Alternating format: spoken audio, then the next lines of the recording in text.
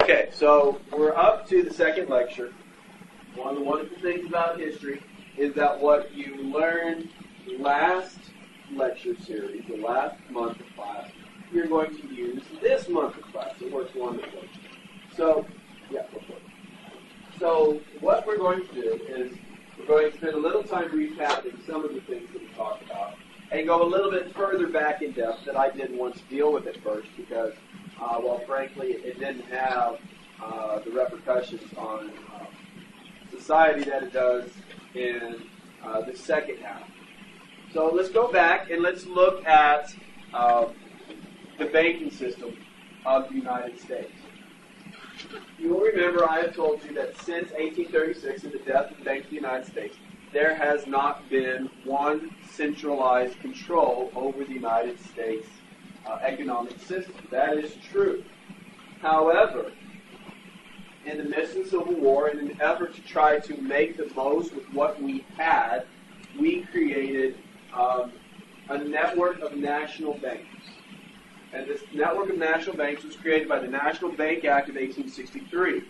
And what it did is it allowed banks, or it forced banks, I should say, to accept other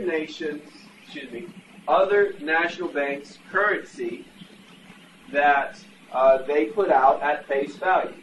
Now, today we've got all sorts of different banks. We've got the First American Bank, you've got First Victoria Bank, you've got Citibank, you've got Chase Manhattan, you've got all these different banks. And during the time period, they would issue paper currency. And this paper currency would be used to, at different stores, different places that accepted that type of money. Right? If you did not like that bank, you didn't have to accept that currency. And that went for banks as well. If you were a bank that didn't like that bank, another bank, you didn't have to accept their money. That all changes in the National Bank Act of 1863. It says national banks, banks that qualify as a national bank, will accept their currency, other banks' currency, at face value. So a $5 Chase Manhattan bank bill is the same at your bank, even if it's First Victoria. All right, it's $5. $5 is $5. Now, you're not forced to do this because if you don't want to do this, you can remain a state-chartered bank. However, state-chartered banks would face a 10% tax every year.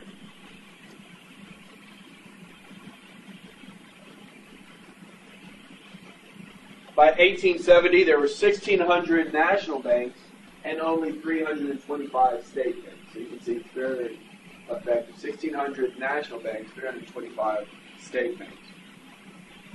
Now, what happens during the Civil War, as we previously discussed, is the United States is going to issue their own type of currency, and those are called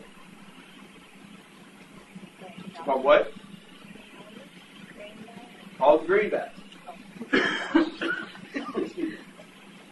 And the United States set a total amount they're allowed to issue of $450 million. Of that $450 million, eventually they would send out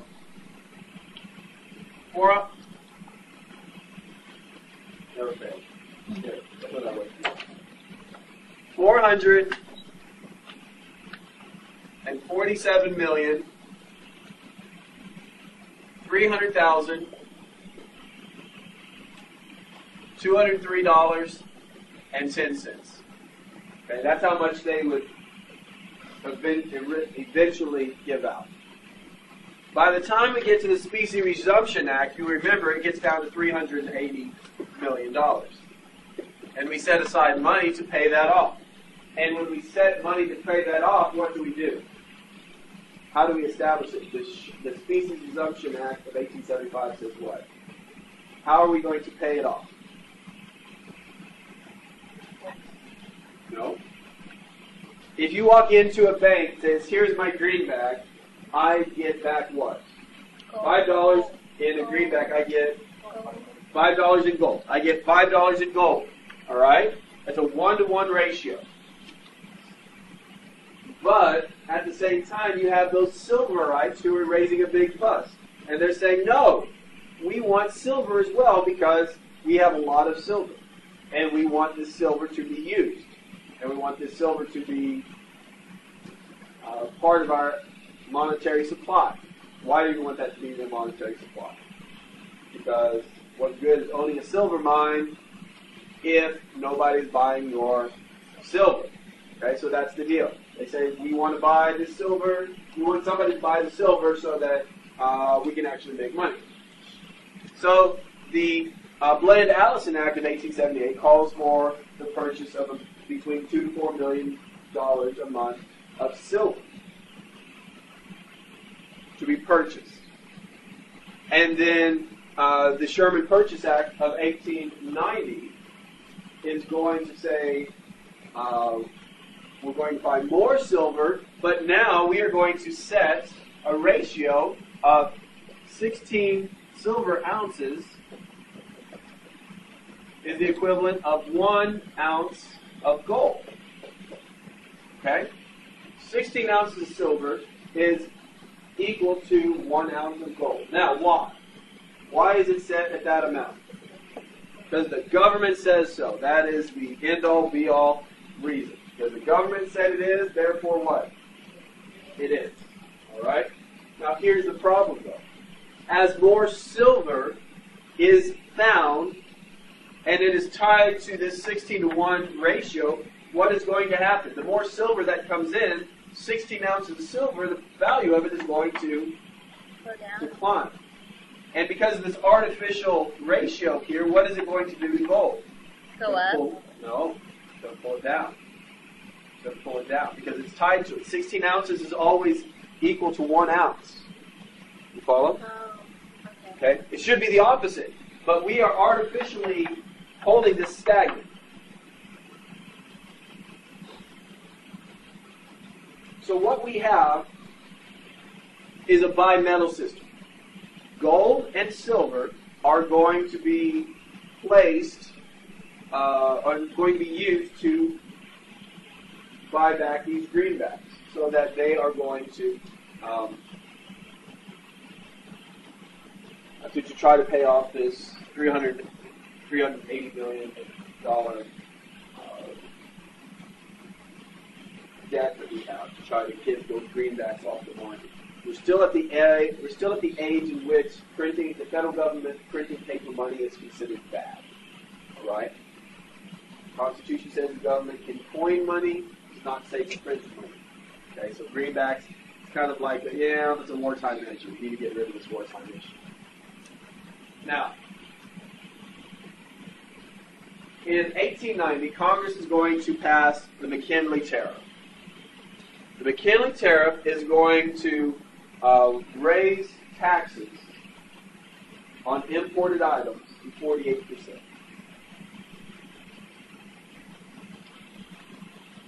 Raise taxes on imported items to 48%.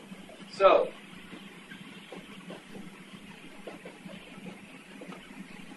a tariff is what? A tax on items imported, correct? Okay? And what is the goal of a tariff?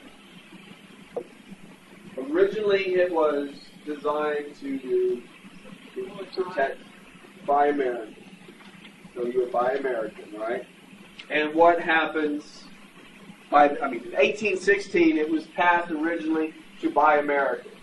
In 1890, that's not the reason it's there anymore.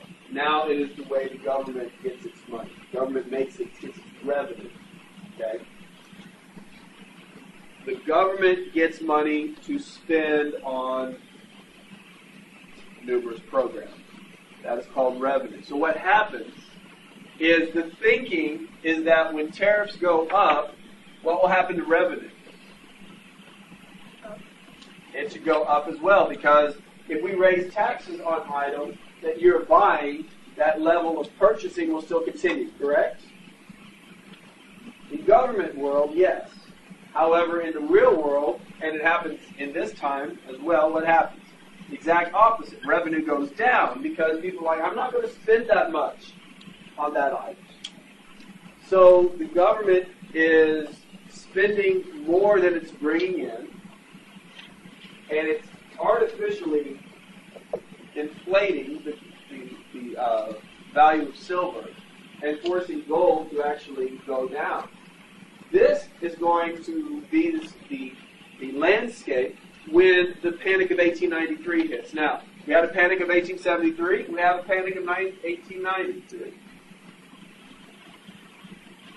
Panics are usually something that involves quite a bit of nationwide or international problems, and this is no different. In 1893, the London stock market fails. Now, why is that a problem for us, you say? Well, let's say I'm a British citizen. Chip, chip, cheerio. And I have a lot of money. All right?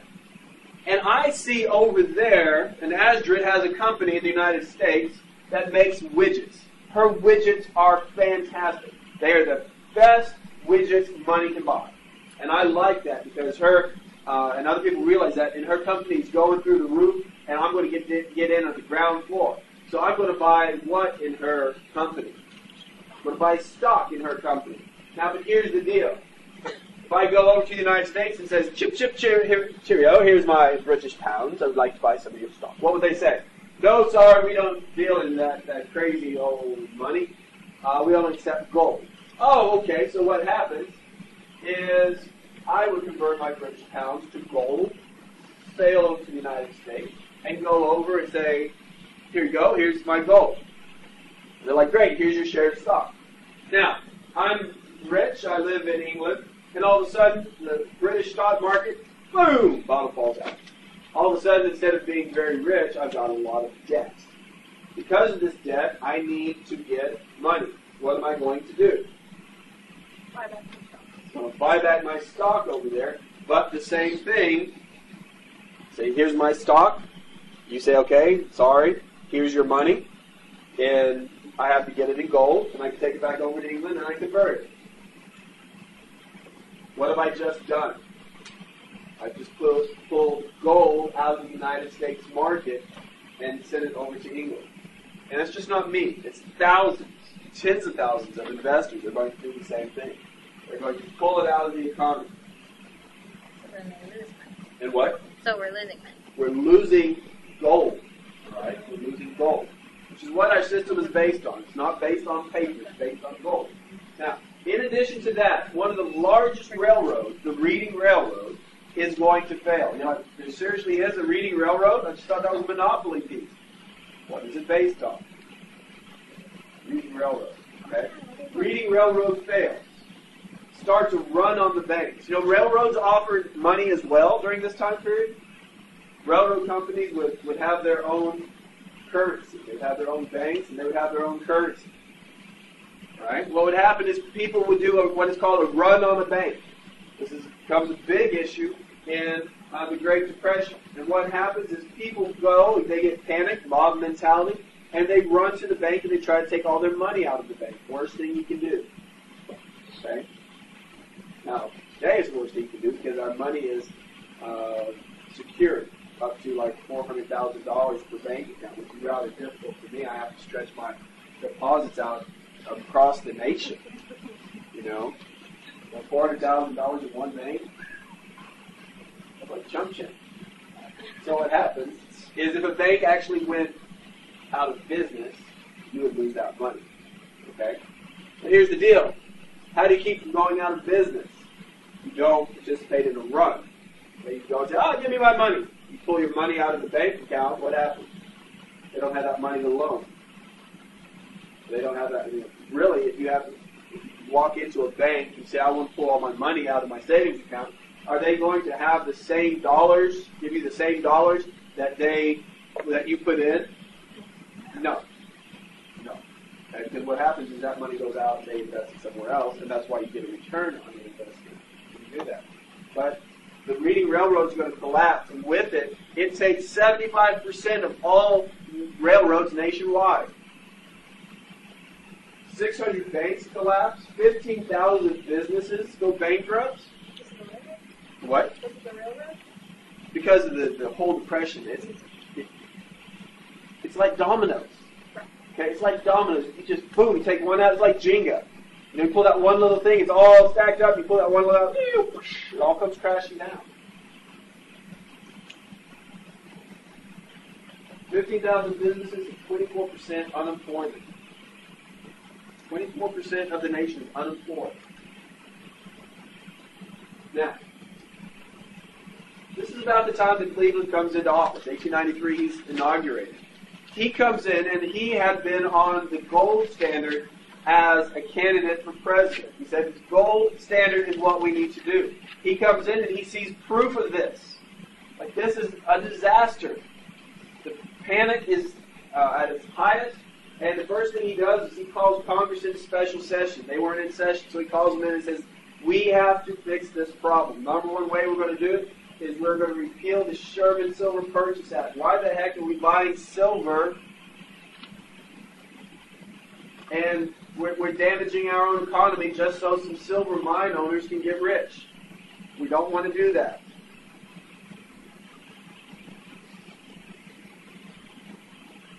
Wait, why did they even agree to that in the first place? Oh. Got to remember, this is when railroad deals in Congress are going to be made by members of the railroad community being on the floor and saying, here, you vote for my bill. Here's $100,000 worth of shares that are worthless right now. You vote yes, and you're going to have $100,000. And what are you going to do? You're going to take it, right? But what is that called? Bribery. It's called corruption. We're trying to fix that now. Why are the silver mine owners, why did they get it done? Because they said, hey, here's shares of my stock. Look at Daniel Webster. Daniel Webster would openly write, this is 1840, would openly write to companies saying, if you want my vote on this bill coming up in the Senate, you need to put me on as a consultant to your board of directors. So he'd get money for his votes, and that was just the way business was done.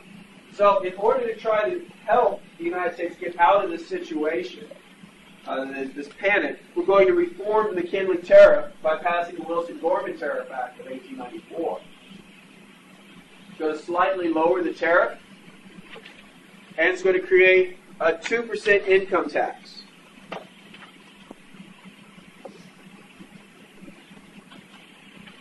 So let's look at the first part here. It's going to lower the tax rate on imported items. However, it's going to establish, this is going to be important later, a 0% tax on iron, cotton, wool, and sugar. Now, a couple of these are going to make people mad. Which ones are going to make people mad? Iron, what? What do we have? Pittsburgh, what? What's the football team? Why are they called Pittsburgh Steelers? Steel, okay. Cotton. Know anybody that's got cotton in the United States? Wool. Sheep. Sugar. Sugar is going to put on the 0%, which means it comes in. Okay, no tax. 0%. Now next, why would we do this? Why would we do this? Lower the tax on something to 0%. Why would we do that? There's not going to be any tax on the top. Why do we make people what? Make it. Okay, you want people to make it? What happens if you get cotton? You are a garment producer, and you can get, all of a sudden, instead of a 25% markup on cotton, it's now, there's no markup, and you're getting it for a fourth less. Are you going to make more clothes? Your money's going to go farther, right? Yes? You're going to make more clothes, you're going to sell more clothes. People are going to buy more clothes because it's now a fourth of the price. It's now 75%, a fourth cheaper. And what's going to happen? You're going to buy more of your clothes, which means you're going to have more money. If you have more money, you're going to buy more cotton. The more cotton, you're going to do what? You're just going to put it back in the market. And you're going to be putting it back in the economy. The economy is going to grow as a result. That is the goal. All right? Second part is it creates a 2% income tax on people who make more than $4,000 a year. Now, I know that's nothing. Okay? That's the equivalent to today of $88,100. 2% income tax.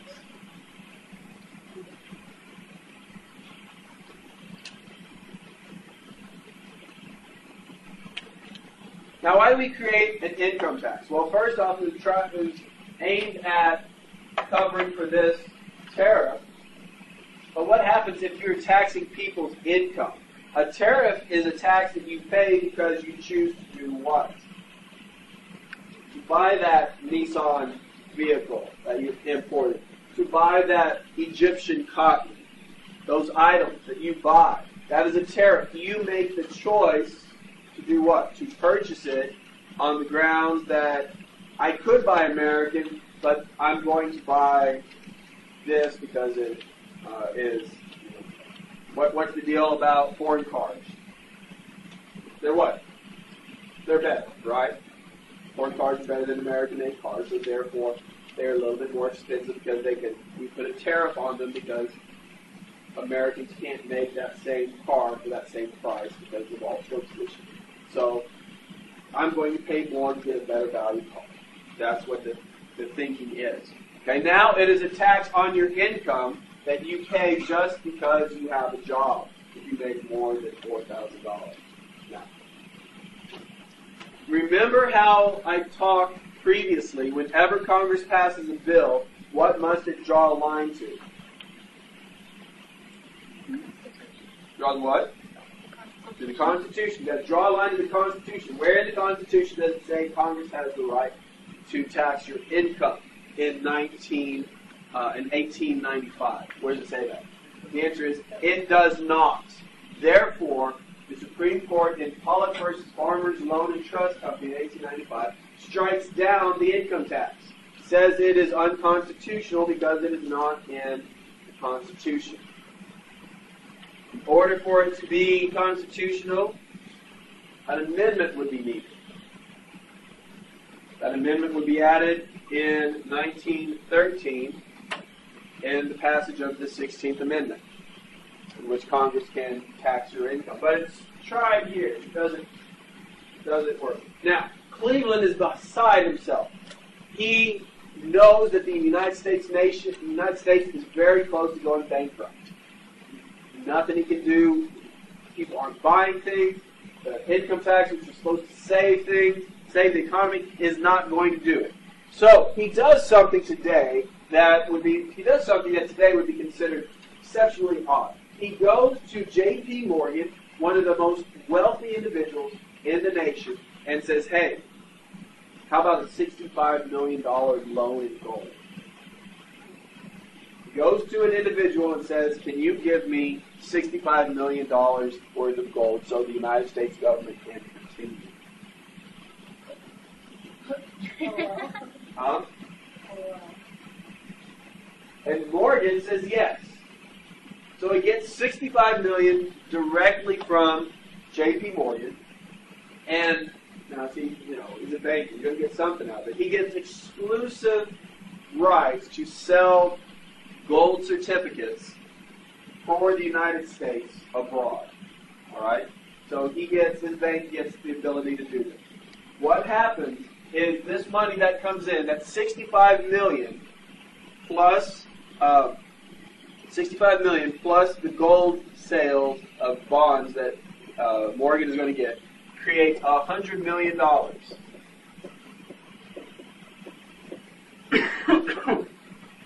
And this is a $100 million gold hoard. And this is going to be used to pay off the $380 million. All right? So basically what we've done is we've taken $100 million in gold and we set it aside to a savings account. Not checking, a savings. And this is going to be used to get rid of this massive debt. Okay?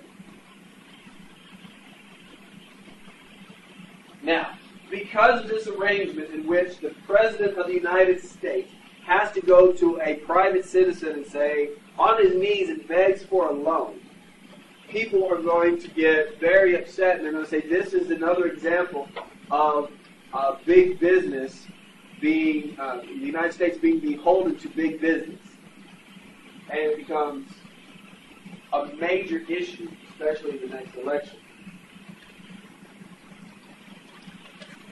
The best example of this outrage involves a man by the name of Jacob Coxey, who's going to raise a group of like-minded citizens who are populists. Remember, what is the populist party? Farmer. They're farmers. They're people who basically do not feel like either political party represents them.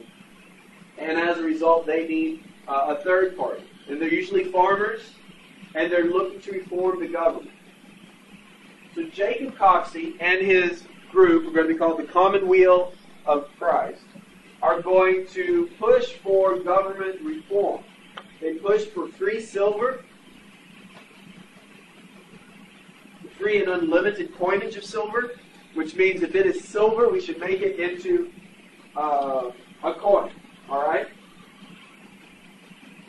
If you got a silver necklace on, bring it up here. Made it into a coin here.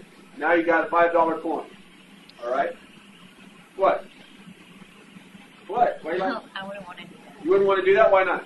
I like my necklace. Okay, well, you like your necklace. All right? But look, if it's silver, we've got all this silver. How do we know we've got all this silver? Because we've got all those mines, the Comstock Lode, just everywhere, all this silver that we used to be buying, but we're not buying anymore.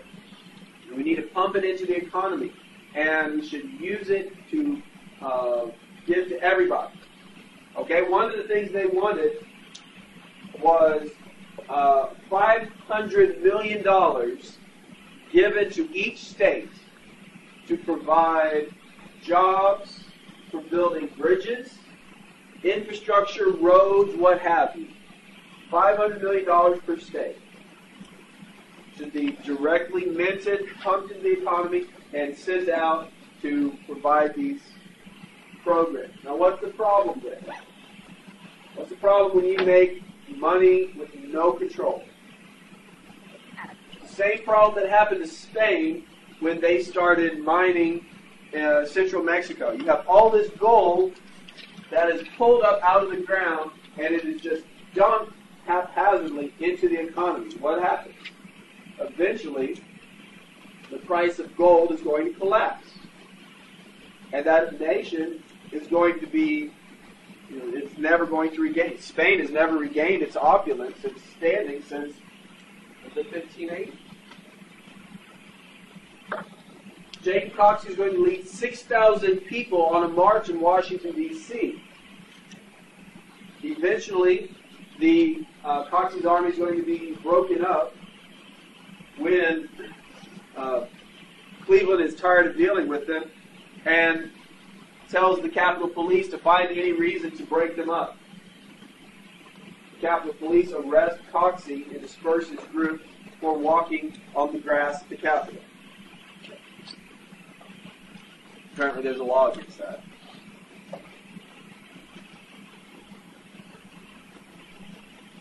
Now, historically we can look back and say, why is the silver thing even an issue?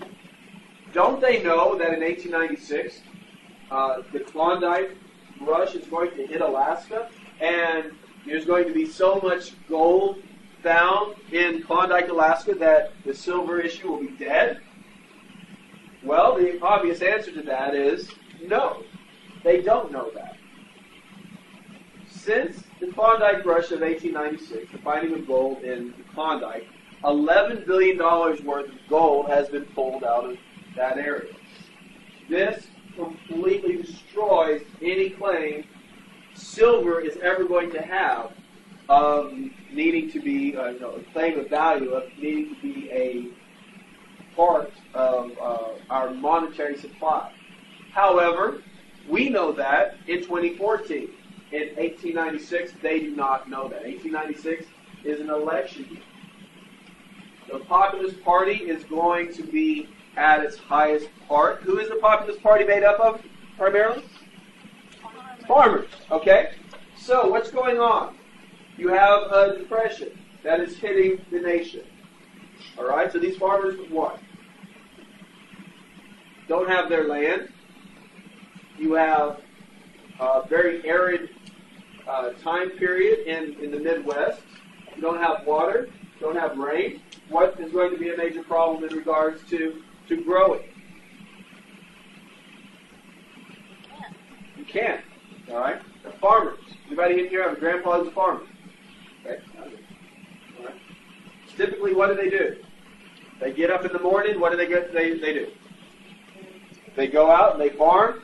The sun goes down. What do? They come home. Do they get days off? Okay.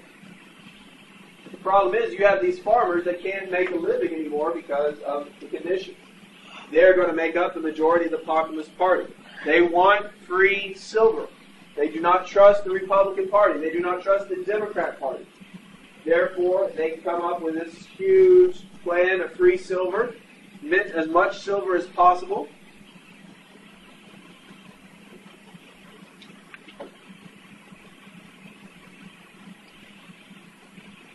They did not like banks. They did not like railroads. They did not like anything involved with business.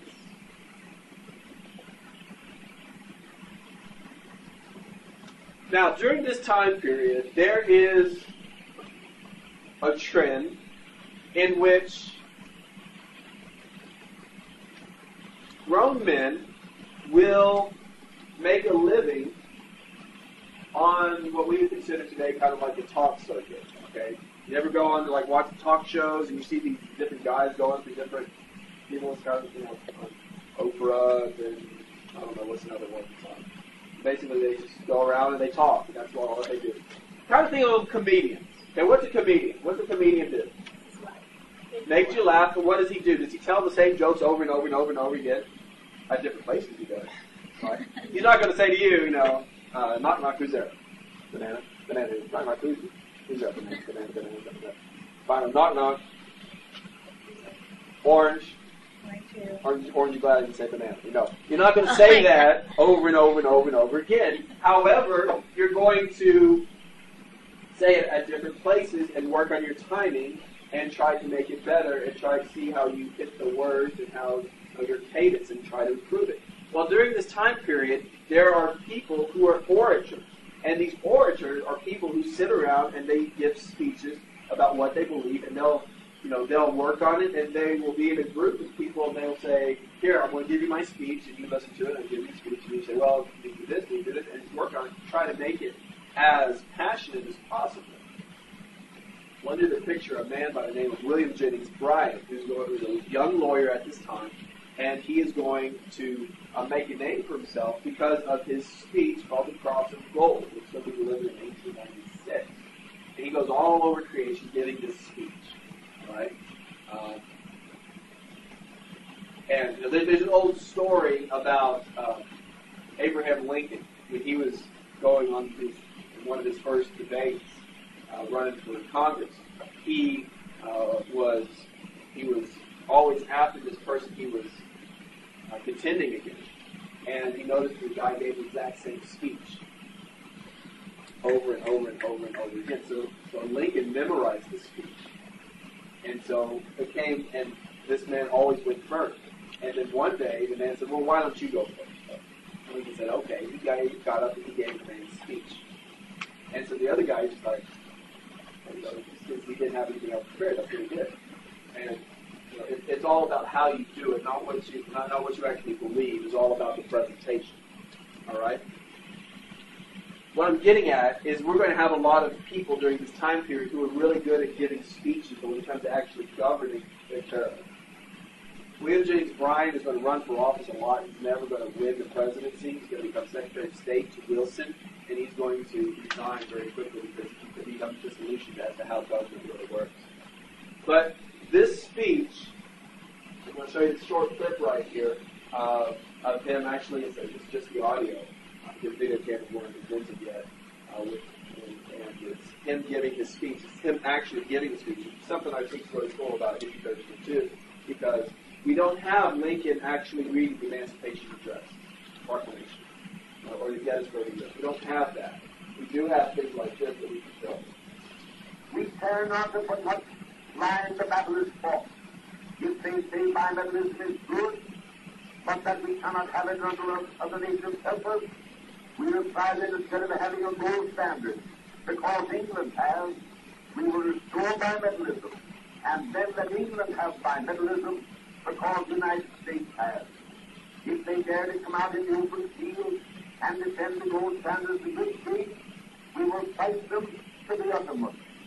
Having behind us the producing masses of this nation and the world, supported by the commercial interests, the laboring interests, and the toilers everywhere, we will answer the demand for a gold standard by saying to them, you shall not press down upon the brow of labor this crown of thorns. You shall not crucify mankind upon a cross of gold. It's called the Cross of Gold speech because of the allusions he makes. You know, we will not let business push down on our brow the crown of thorns, and you shall not crucify us on this cross of gold. You know, making allusions to Christ's crucifixion. Now, what's going to happen is the Populist Party is going to make such a big deal about this in 1896 that the Democrats are going to steal the silver issue from them. All right, Cleveland was a Democrat. He was for gold, but now, in the midst of the panic of 1893, you're going to have the Democrats switch, and they're going to say, we're now for silver. We're for the free, unlimited coinage of silver. And they're going to steal the candidate, William Jennings Bryan, and the issue of silver, and run William Jennings Bryan for president. Now, the Republicans, seeing what is going to happen with the silver, wisely, is going to adopt the gold standard as their issue. That this is a major platform. We're going to go with only gold. And because of this, they are going to nominate a representative from Congress by the name of William McKinley. McKinley's campaign is going to be orchestrated entirely by the Republican political boss, Mark Hanna. And Hanna is going to be the one in charge of every aspect of the campaign. McKinley doesn't campaign at all. But as you can see in this election, it's pretty close. When you look at the colors, it looks like it's more blue, but that doesn't matter. What really matters? Total numbers. You can see Florida was 4 is cool and all, but Pennsylvania was 32. What? More important. So McKinley wins. Populists are pretty much going to be dead as an issue after that.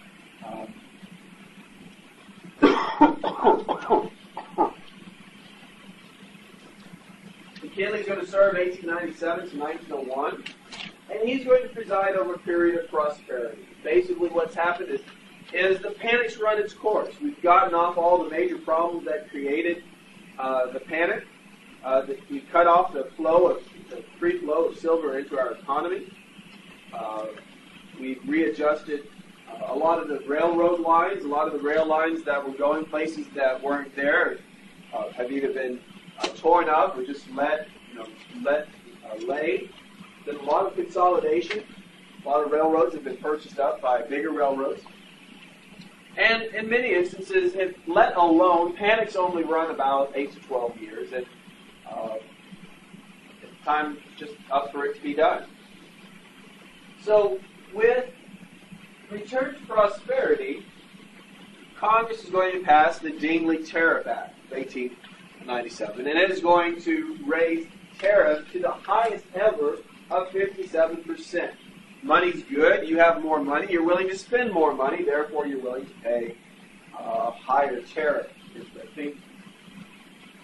Now, because this is so high, it is the Dingley tariff gives the president an option to negotiate with nations different tax rates. So basically, what that means is, if you've ever heard the phrase "most favored nation," you can give. That the president was allowed to give a special rebate to different nations on how good a friend we were with them. As long as we weren't competing, we could negotiate separate prices. This was something that helped them out. Now, to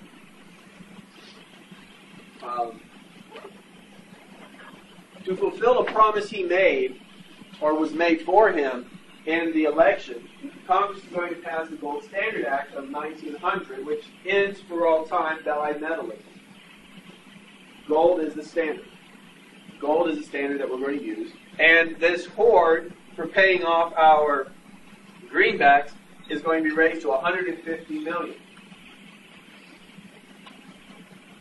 And instead of having this, I already raised it, and having that artificial ceiling of 16 ounces of silver to 1 ounce, we are going to set $1 equals 25 grains of gold. $1 is equivalent to 25 grains of gold. Don't worry, that's not a test question. That's just one of those things that's kind of easy. So things are going better. Things are getting better. Right. Now we need to look at something that's going to really involve our time for the remainder of this semester. And that is this concept of isolationism. We still have people today say, well, the United States is supposed to be isolationist. That's what we did. We came here to escape all the crud that was happening over in Europe, and it's best if we stay that way. We've always been isolationists. Or you hear this phrase, we were isolationists prior to World War I. That was one that I've heard a lot recently. And it sounds nice, except it's not backed up by truth. The problem is this whole concept of isolationism comes from George Washington's farewell address in 1787, in which he says, the best thing the United States has going for us is this giant pond between the United States and Europe. All right? The best thing we have going for us. Stay apart. Let European matters stay over there. Let American matters stay over here. We need to be isolationists. We do not need to get involved in what he called foreign entanglements. All right? But as long as the United States is active in some form or fashion in an economy, we are not going to be isolationists. What is one of the reasons we go to war in the War of 1812? Just, 15 years after Washington's farewell address. Why do we go to war with England? That's one of the major reasons. England was stopping their ships, searching for runaway sailors, and then impressing them into service. Now, we don't have a very accurate number of the total number of Americans that were wrongfully impressed, but we know it's somewhere around 3,000. Okay? As long as we were going overseas, we were going to be involved in those matters. Now, after the Napoleonic Wars are over, you have the Quadruple Alliance that has defeated Napoleon. France comes in, and they become the Quintuple Alliance, and their goal is to reestablish society the way it was before Napoleon came into power. One of the areas that had fallen out of control of European authority was all the Latin American nations in South America. As a result, you have Russia saying, let's go over there. Let's go over there and restore Spain's empire. To which the United States says, no, we're not going to do that. We're not going to allow that to happen. England didn't want it to happen either. They didn't want to get involved in this issue. So what happens is the United States, with England's backing, issues what is known as the Monroe Doctrine, which says that the Eastern Hemisphere is off limits to European colonization. Okay, you can't come over here and establish colonies. You can't do it. Now, we didn't have the might to back it up, but England was one of the first supporters of this, and they did. So that kind of let us be able to get away with it. What's the old phrase? Don't write checks your body can't cash. Right? You know, we were writing a lot of checks that we didn't have the authority to back up with fists. So that was the Monroe Doctrine. Now there's a problem here, though, in the latter half of the 19th century with this whole theory of isolationism. It's all well and good, but as our nation gets bigger, as our economy gets bigger, we start having excess money to invest in things. And a lot of the things that we're going to invest are these outside areas. We'll talk about Cuba in a minute. By the time we get to the Spanish-American War, there was about $15 million of investments by Americans in Cuban industries. Anybody ever been to Hawaii? Okay, Hawaii. What does it start off as? It starts off as an English colony. The United States goes over there. The United States investors go over there, and they establish a company called the Gold Fruit Company. And eventually, as that gets bigger, what happens? They end up pretty much kicking the government out of the Queen off her throne and petitioning the United States for territory status. The United States goes, woo, yeah, sure, because we need a coaling station, right? But the more we get involved in foreign business ventures, the more this whole isolationist thing wall kind of loses its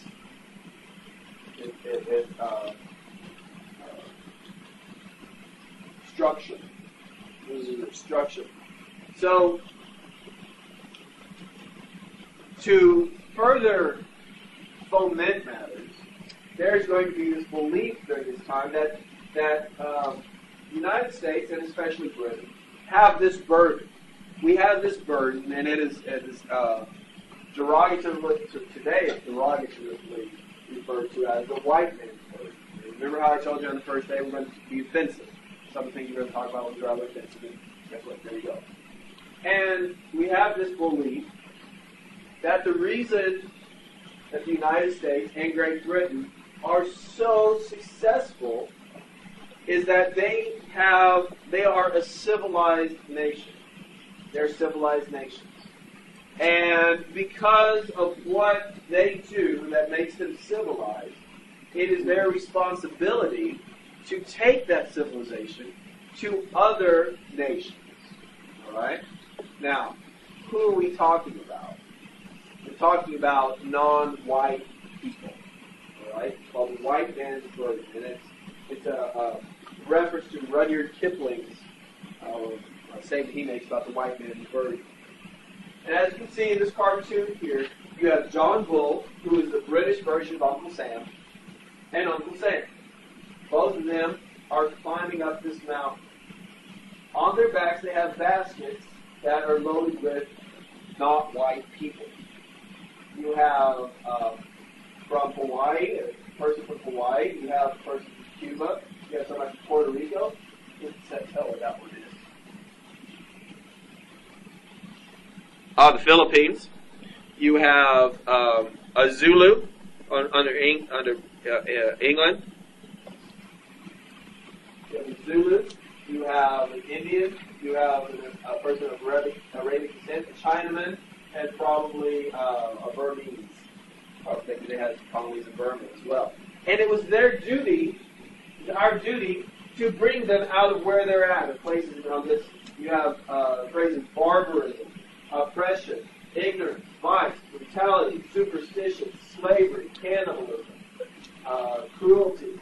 And they're pulling these people up. They're going up this mountain to where you have this God of civilization, almost like Moses giving out the Ten Commandments. You know, here is what it takes to be civilized. You can't do it yourself because you're so uncivilized. We're bringing civilization to you. Aren't you thankful?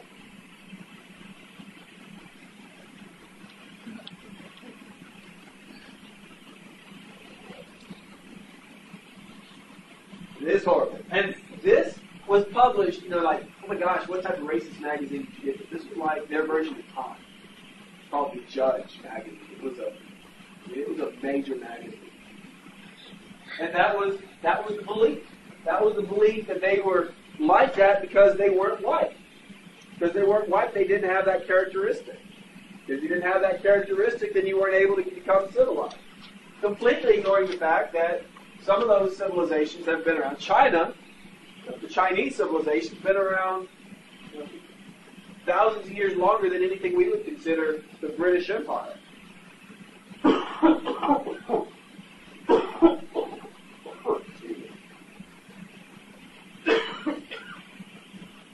really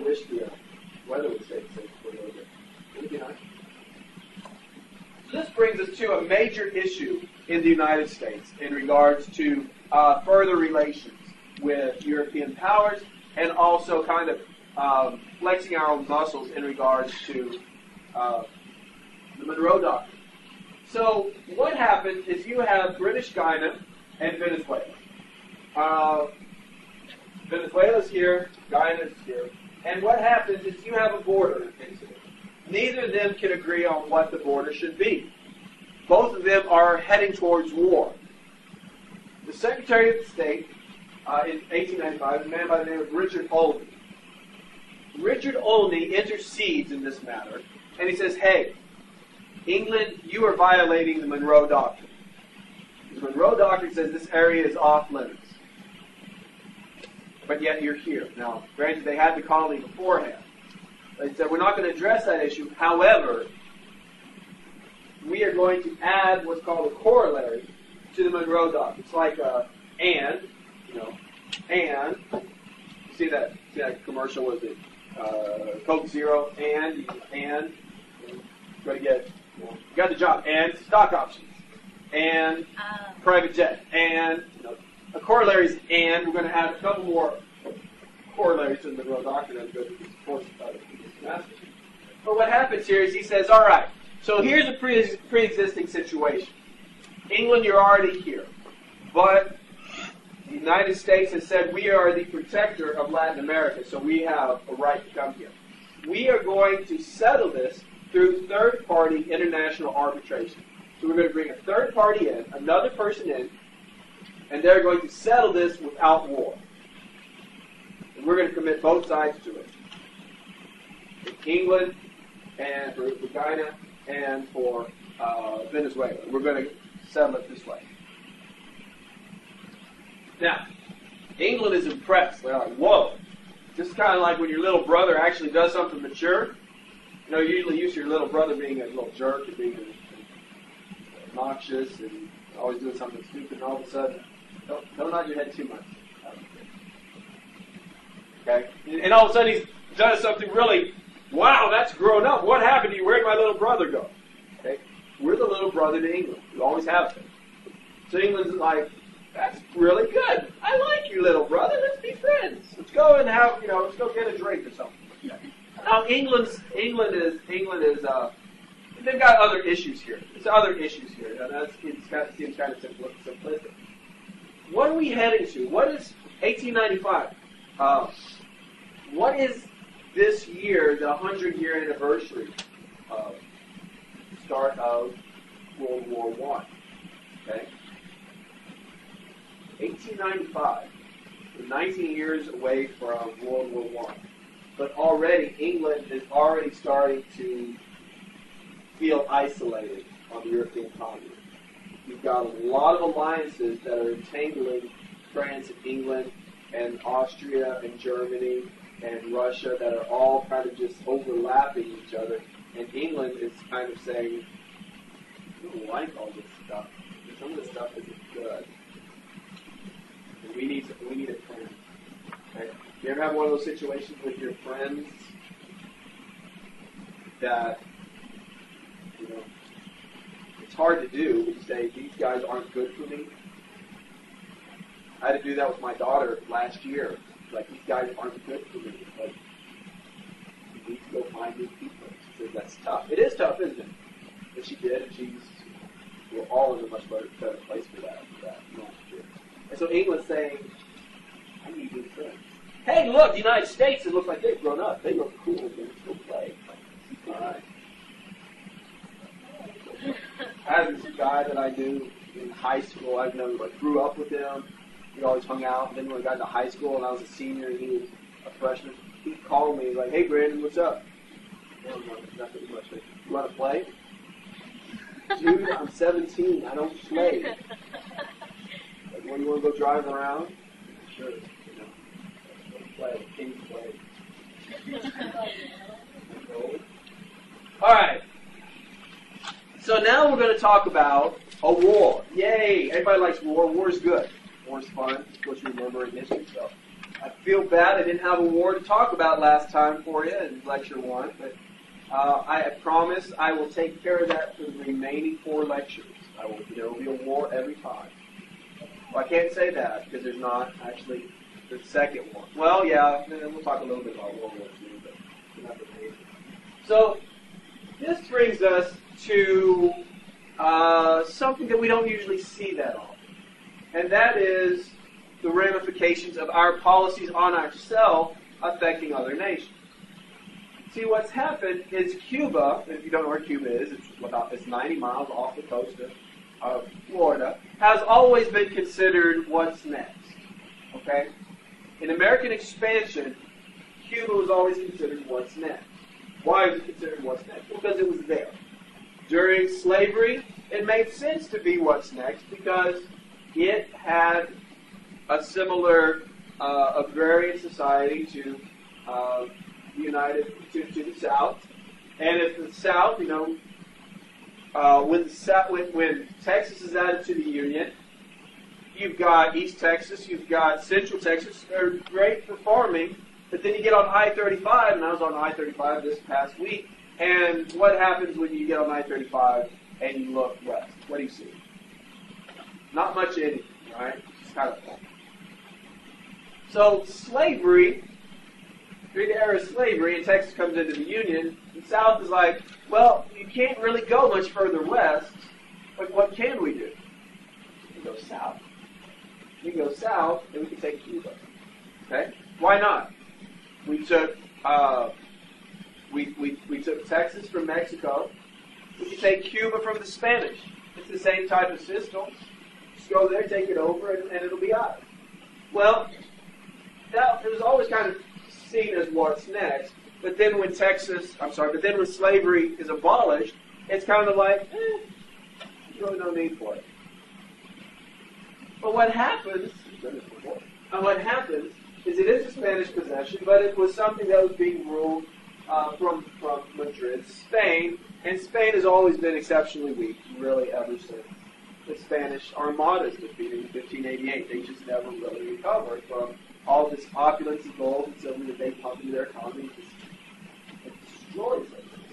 So what happens is Cuba, so close to Florida, their entire economy is based on what we need. Okay? So what happens is in 1890, sugar is put on the free list. Sugar comes in free. Remember I said, hey, sugar comes in free. All right? And you can do all sorts of things with sugar, right? What can you do with sugar? Sugar cane, you can cut it, you can grind it, make it into sugar. What else can you do? Rum. Make it into rum. Okay? Rum cookies? No. Woo! Okay, make cookies out of it, all right. But, rum is one of the cheap byproducts of it. So that comes in free. When I was on my honeymoon, we went to St. Thomas down in the Virgin Islands, and sugar was on the free list then, and they would give you rum like crazy. When you get off the plane, they're like, yeah, like we were at this the hotel we stayed at. They'd have parties every night. So we were at this party, and I was there. You ever go somewhere and you meet somebody and you're like, oh, you're best friends forever, and then of course you never see them again. There's a guy there, I don't even remember his name, but he's like my best friend forever. And there's a Friends episode about that too. I think the Big the Rock number. And so what happens is I remember he was waiting in line for something, and somebody got on the microphone and said, hey, the first person fully dressed in the pool gets a free case of rum. And I just remember like, wah! This picture just his mouth wide open. He's a big guy, so I was like, well, he got a case of rum, But they give me all this rum free. He gets it on the free list. Their entire economy was based on providing rum to the United States. Why do they want to give you free rum? Because you get that rum, you get it home, you're like, ooh, I like this flavor. What are you going to do? You're going to look for it next time you go need some rum, right?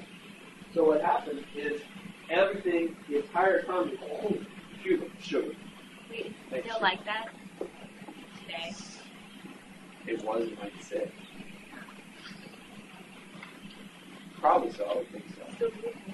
Still gorgeous. So what happens is, you have these plantations where the South had plantations that did cotton. Cuba had plantations that did sugar cane. They don't have slavery because that's been abolished. However, they have Cuban peasants who do all the manual labor. So what happens is that in 1890, sugar's on the free list. And then in order to stave off the panic, the Wilson-Gorman Tariff of 1894 changes sugar to no longer be free on the free list. And guess what happens? The entire economy of Cuba collapses.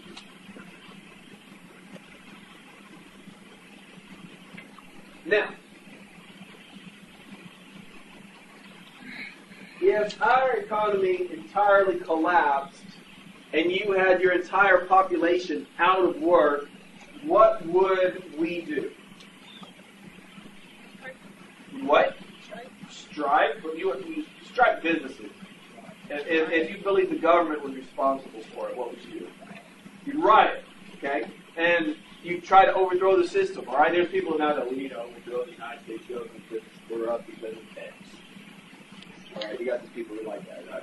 We need to secede from the X, all right? You got these people that will always want to do that, and you always will. The funny thing is, it depends on who's in the White House. Right now, President Obama's in the White House, so you've got people who want to rebel against President Obama because of X, all right?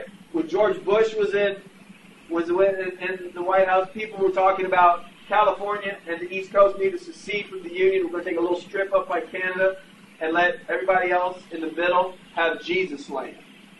That's what it's going to be. It's going to be Jesus land because they believe in Jesus. And nobody's going to go there because people believe in Jesus. All right?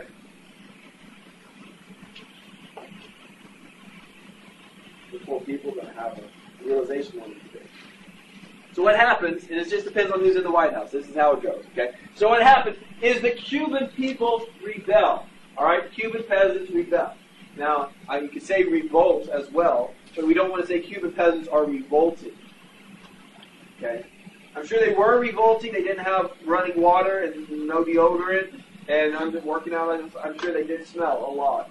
But we're talking about rebelling here. That was a joke. You should have laughed, but we'll just keep going. So what happens? Sometimes that happens. I wanted to laugh, but I didn't Sometimes that happens. You just run with it and keep going. Like I said earlier, when you're a comedian, if it doesn't work, I won't say that next year. All right. So what happens is they rebel. To try to put this rebellion down, Spain is going to send over as new governor Bayerno Vela. He is the new governor. Now he is going to try a technique to put down this insurrection. And what they're going to do is he's going to divide all Cuba up into concentration camps. And it's not the concentration camps that you think of with World War II, in which the Jews go to and they're systematically killed. The goal of concentration camps is to create fenced areas where people live. Therefore, I know that all of you are supposed to be in here because I have your name on a sheet. If you're not supposed to be here, you're probably an insurrectionist and you'll probably be shot and killed. All right? Okay? All right? Now here's the deal. We do the exact same thing in Vietnam, and it's called strategic families. Both of them are utter disasters. General Whaler is going to be known as the butcher because he is so abusive. Now, this is going, the war for independence at first is going to start off with the Americans being very sympathetic to it because the United States sees these guys as going through the same struggle we went through in 1776. They're fighting for their own freedom and independence, and we're all for that. Now, throw in the fact that our investments in this area is around $50 million of that era's time, of that era's money. We have a significant investment in Cuba. Now, throw into this equation two opportunistic newspaper owners who see what is happening in Cuba as reason to make more money. Okay? If it bleeds, it leads. When I was growing up and when I was in college, we got the Houston news channel. I hated Channel 2, NBC. All right? Because I thought that they were, if it bleeds, it leads, and they were going for sensationalistic journalism. Okay? Has anybody got Houston channels now? You know what I'm talking about? Is NBC still like that? Now, I remember this one scene where they were executing somebody on death row in Huntsville, and they had a journalist, and he was like right here, and he had all these people over him. He's like, "It's crazy here outside death row. Wall-to-wall people." And then you go to channel 11, and you have this other person saying, "I'm quiet here. There's nobody around her." What happened is that other guy got everybody to come around him, and like you can hear for his life. Oh my gosh, you want to die. Okay? And so that's the same type of thing here with yellow journalism. You manufacture the situation to get more people to do it, all right? You know, extra, read all about it. Justin Bieber snorts cocaine on a plane off of Miley Cyrus's wrecking ball. Oh my gosh, I gotta have that. Wait a minute, it doesn't say anything about it. I know, but you bought it, thank you. Okay? All right. Do you see what I'm talking about now? You'll be like, oh my gosh. I said wrecking ball. I had to be careful there. Didn't wear much many clothes. What is he about to say? He said, Molly Cyrus wrecking ball. So anyway, what happens is William Randolph Hearst, who owns the New York Journal, and Joseph Pulitzer, who owns the New York World, are both in competition in New York for most newspapers sold. So they see this as an opportunity to get more newspapers sold, to make them more money, so they'll get a greater share of the market. So what happens is Hearst is going to send out a young artist by the name of Frederick Remington to go down to Cuba, and he says, "Send me all the pictures that you can find." You know, and this is before a photograph, so he draws. He's going to make these sketches, and he's going to send them up there. And he said, and Remington says, What do you want me to do? He says, "You show me all the things, all the abuses that are occurring down there." And he said, "Okay, I'll do that." And one of the things that he does, and I remember this from my textbook when I was a freshman in college, is this picture right here. It's not in any textbooks anymore. But this is entitled "Spaniards Search Women on American Steamers." Okay? This is a drawing by Remington. And you see 1, 2, 3, 4 Cuban men standing on an American steamer with an American female stripped naked in public on top of the ship. They are searching her to make sure whatever. And this is going to be printed in Hearst's newspaper. It is scandalous. Why? Well, because first off, they're Cuban men. Men, you know about those Cuban men. They're Spanish men. All that machismo. No. They don't know how to behave. All right? No. Okay? All the women are going, oh, Jesus mission. All right? Now, there's two things that Americans prize more than anything else, and that's mom and American pie. American pie. Apple pie. American pie is a song. All right. Okay, so what happens is, here you've got a female. This is when showing ankle is scandalous. Yeah, like how did she even agree to that? She's not agreeing. You what would they stupid do? American. What would Your they rights do? don't go. I'm just kidding. I Your know. rights don't go outside the continental United States. Okay? Your rights do not go outside of the United States. She is obviously doing something wrong, so these men are strip searching her. What are you going to do? Fight back? You're going to jail like that. What's going to happen then? So what is Okay? Now, Remington is going to go on later to become a very famous artist. He gets more into sculpting. If you've ever seen any of Remington's bronze sculptures, they're really nice. Usually what they are is they're Old West things, cowboys, broncos, stagecoaches. My wife's first boss had this huge stagecoach that was a Remington. I never looked up how much it was. About 3 years ago, at our church garage sale, we had this statue of about this big of a bronze Bronco. It's got a cowboy on it. And I was like, wow, that's really cool. They wanted $20 for it. It's like, I'm not going to pay $20 for that. It's a lot of money. A lot of money. So I didn't buy it. And I said, well, I said to myself, if it's there afterwards, I'm going to want to buy it. Okay, but when I go back. Well, I went home, I looked it up. It was worth $600. So I get on the phone. Oh, I'll get it! Somebody, it's almost a fight over it by two other people. It's okay. So.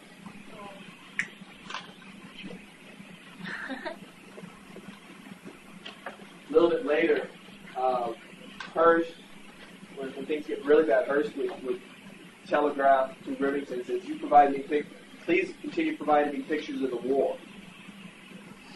Remington came back and says, "What war?"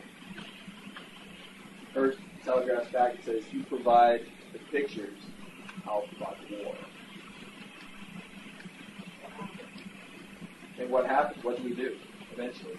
We go to war with Spain over this area. We do very soon. I think that's where I'm getting today. Yeah, that's where I'm getting today.